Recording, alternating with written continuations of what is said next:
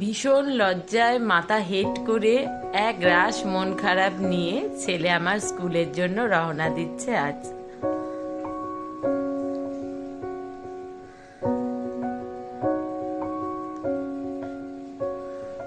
নমস্কার বন্ধুরা, অভিনব চৈতিস ব্লগে তোমাদের সবাইকে আবার একবার স্বাগত জানিয়ে আজকে নতুন আর একটা ব্লগ শুরু করছি। তোমরা সবাই কেমন আছো, কে কোথা থেকে আমার ব্লগগুলো দেখছো আর দেখে কেমন লাগছে সেটা অবশ্যই কমেন্ট করে জানিও।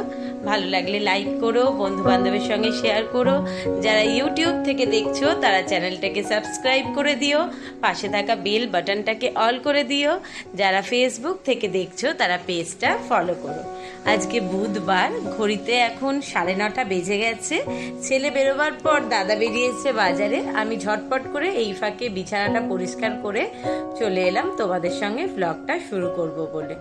তো যে কথা বলছিলাম, দাদা যতক্ষণে বাজারে গেছে, আসলে জলখাবার মিটিয়ে রান্না বান্না বসাবো। কিন্তু ছেলের আজকে আমার ভারী মন খারাপ, ভীষণ লজ্জায় মাথা হেট, ভীষণ কষ্ট নিয়ে আজকে বেচারা স্কুলে যাওয়ার জন্য একদমই রাজি হচ্ছিল না। কারণ কালকে তার স্কুলে হয়েছে ভীষণ রকম অপমান। সেই অপমানে তার মাথা এতটাই হেট যে আজকে স্কুলে যাওয়ার জন্য তাকে কিছুতে রাজি করাতে পারছিলাম না। তারপর তার ভুল, তার ঠিক সমস্ত কিছু তাকে বুঝিয়ে বলে আজকে স্কুলের জন্য তাকে রওনা করিয়েছি অবশেষে। তো দাদা বাজার থেকে ফেরবার পর সকলেই একটু কলা, পাউরুটি, মাখন, চা খেয়ে নিয়ে রান্নার দিকে চলে এসেছি। আর এখন এখানে একটু লাউয়ের তরকারি করব, বড়ি ছোলা দিয়ে। চিংড়ি মাছ আজকে বাজারে পাইনি, তাই জন্য মনে করলাম চিংড়ি মাছ পাইনি তো কি হয়েছে, একটু পেঁয়াজ দিয়ে বড়ি টড়ি ছোলা ভেজানো আছে সেই দিয়ে লাউয়ের তরকারি। আর দাদা বাজার থেকে আজকে ভালো মাছের মুড়ো পেয়েছিল, তো ওই মাছের মুড়ো আর মাছ নিয়ে এসছে, সেই দিয়ে একটা ডালনা মতো করে নেবো। আর ভাত, ছেলে বেরোবার সময়তেই ভাতটা তো হয়েই গেছে, ও খেয়ে বেরিয়েছে। এই তরকারি দুটো করে দাদাকে খাবার দেবো। বুধবার যেহেতু দাদারও তাড়াতাড়ি থাকে, ও বেরোবে মোটামুটি 1:30টার মধ্যে, তার আগে ঝটপট রান্নাগুলো সেরে নিতে হবে। কিন্তু যে কথাটা তোমাদেরকে দিয়ে বলে আজকে ভ্লগটা শুরু করলাম, যে এত মন কেমন, এত মাথা হেট, এত লজ্জার কারণটাই বা কি? কারণটা কিন্তু যে সে কারণ না, বেশ ভয়ঙ্কর বড়ই একটা অন্যায় করেছে, সেই জন্যই এই মানে মাথা হেট, এত লজ্জা। কিন্তু কারণটা শুনে আমার আবার ভীষণ রকম হাসিও পাচ্ছিল। যেটা আমরাও আমাদের সময়ে আমাদের বয়সে কাটিয়ে এসেছি, সেগুলো আবার যখন আমাদের ছেলে মেয়েদের জীবনে ঘুরে আসতে দেখি, মানে তাদেরকে শাসন করব নাকি নিজেরা আগে খানিকটা হেসে নিজেদের পুরনো স্মৃতিগুলোতে একবারে ডুব দিয়ে আসবো, সেটা খুব একটা ভেবে উঠতে পারি না।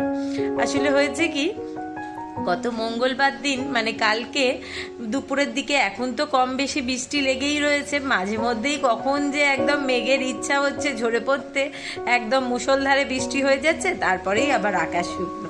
তো সেই রকম রিকেদের স্কুলে টিফিন টাইমে যেমন 1টার সময়তে টিফিন হয়, আর 1:30টার সময়তে মানে 1:25-এ একটা ওয়ার্নিং বেল পড়ে, 1:30টার মধ্যে সবাইকে ক্লাসে ঢুকে যেতে হয়।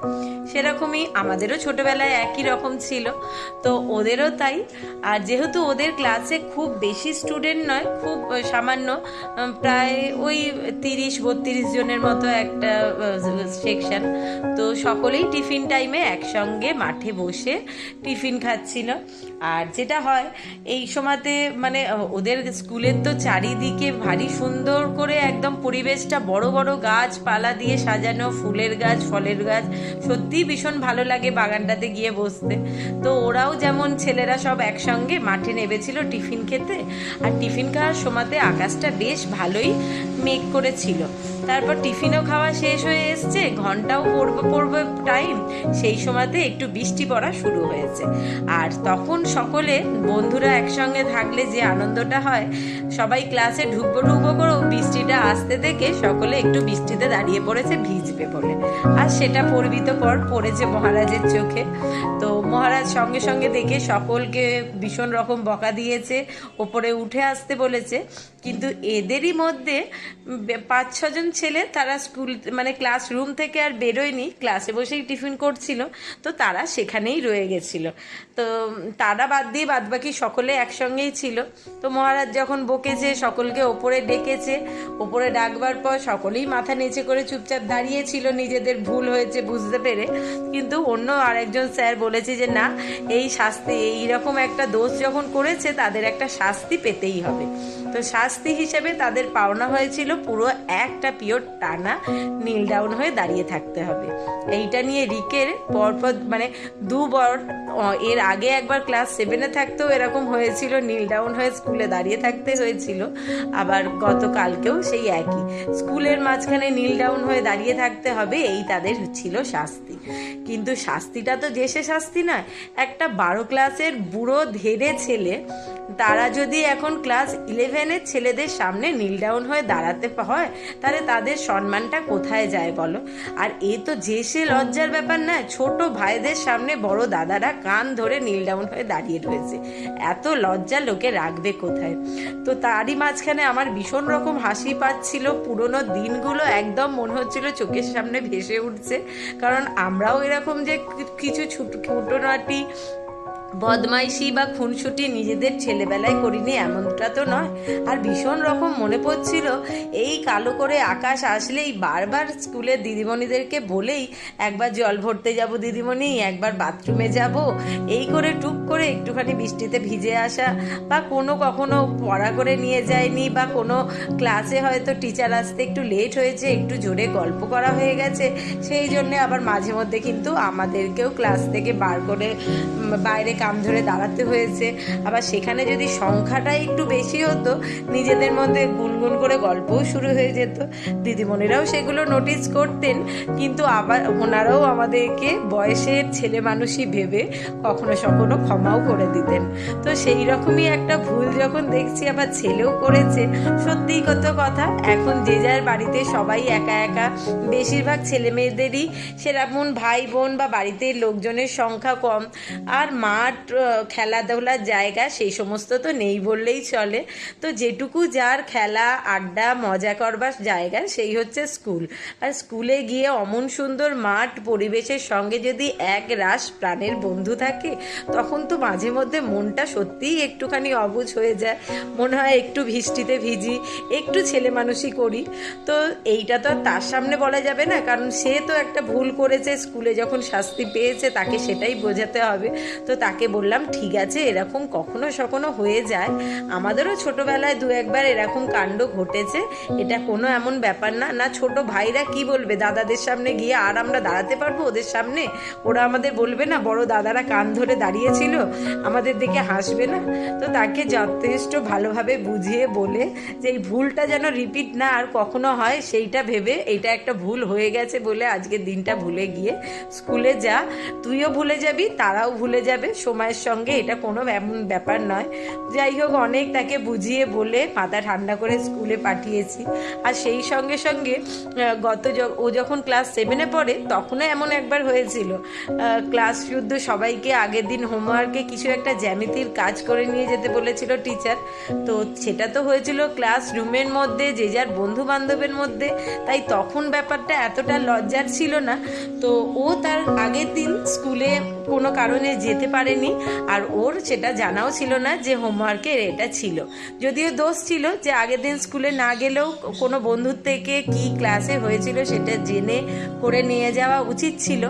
তো যাই হোক, সেটা হয়ে যখন ওঠেনি, আর পরের দিন স্কুলে গিয়ে 1-2জন বাদ দিয়ে কেউই যখন হোমওয়ার্ক করে নিয়ে আসেনি, তখন ক্লাসের টিচার সবাইকে বলেছিল বেঞ্চের ওপর উঠে কান ধরে দাঁড়াতে।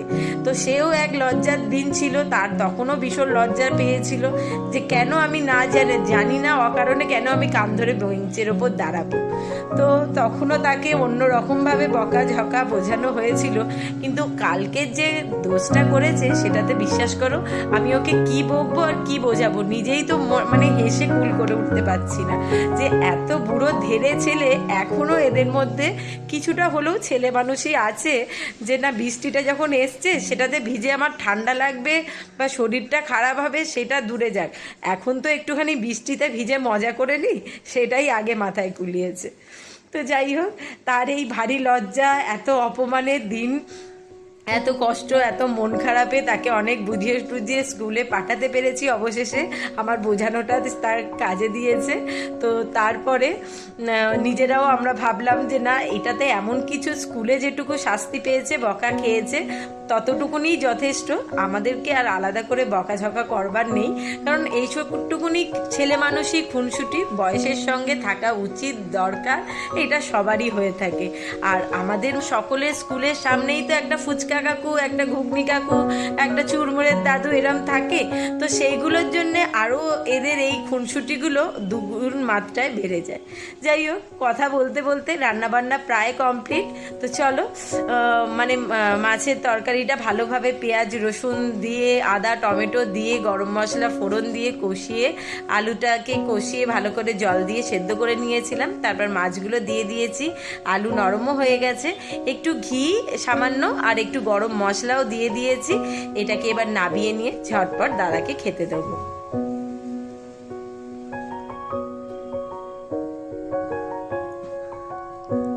খাওয়া দাওয়া সেরে দাদা বেরিয়ে যাচ্ছে অফিসের জন্য।